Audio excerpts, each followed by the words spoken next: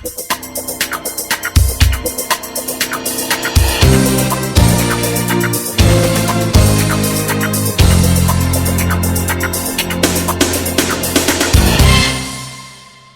programa Estação Saúde já está no ar, obrigado pela sua companhia.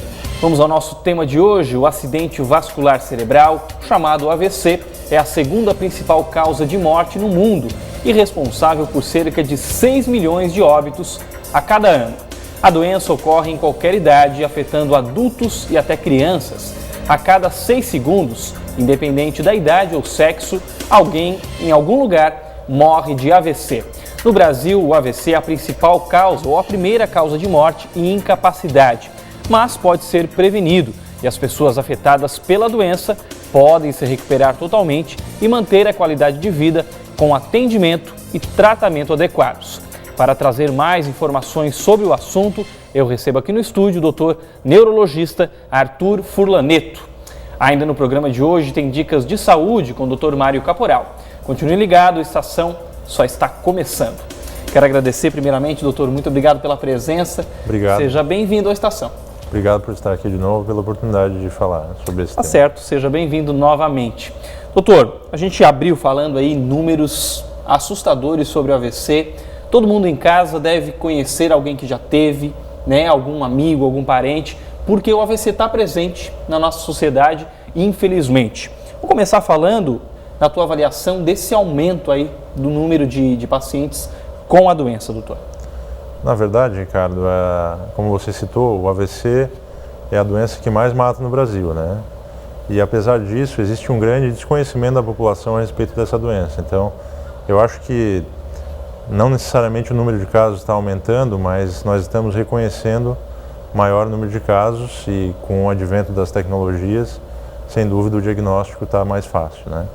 Mas apesar de a tecnologia estar avançando muito, o que tenho visto é que a população desconhece muito quais são os sintomas de AVC. E isso leva a um retardo na procura pelo atendimento médico, né?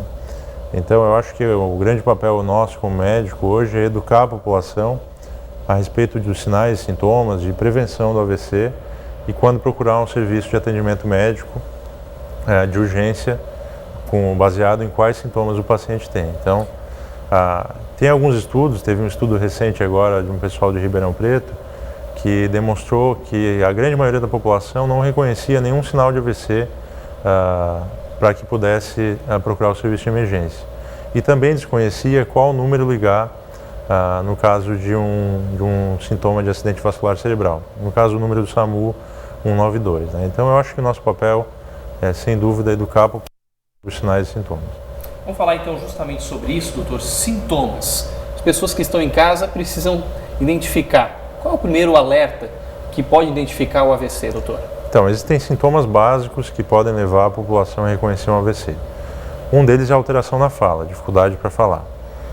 O outro sintoma é uma fraqueza, geralmente em algum lado do corpo, né? Seja do lado esquerdo, seja do lado direito, não necessariamente envolvendo todo o lado do corpo, pode pegar só o braço ou só a perna, é um outro sintoma.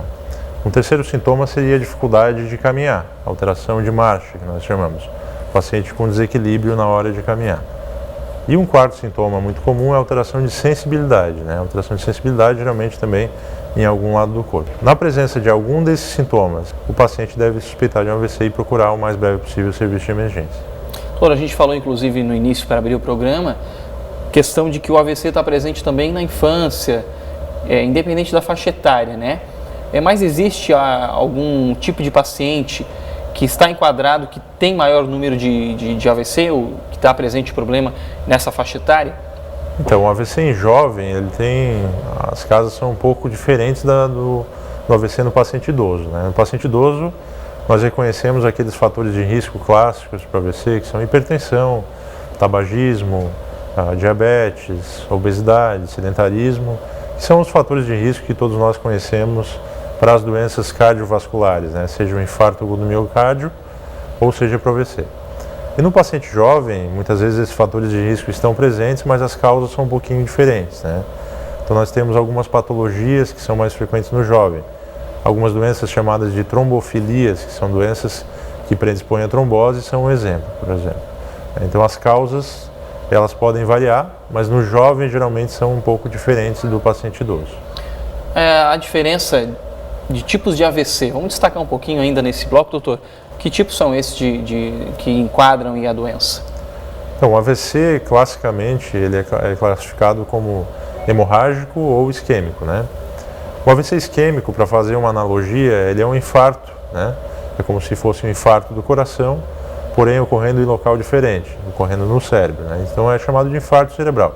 Esse é o AVC isquêmico, né? Ou chamado de isquemia, né? Os pacientes vêm me procurar perguntando, eu tive uma isquemia, o que é uma isquemia, né? Uma isquemia é isso, é um infarto cerebral que se deve a uma obstrução de uma artéria, de uma veia, e essa obstrução leva a uma diminuição do fluxo de sangue e leva a um infarto do tecido cerebral. E o outro AVC é o AVC hemorrágico, né? O AVC hemorrágico seria um sangramento no cérebro.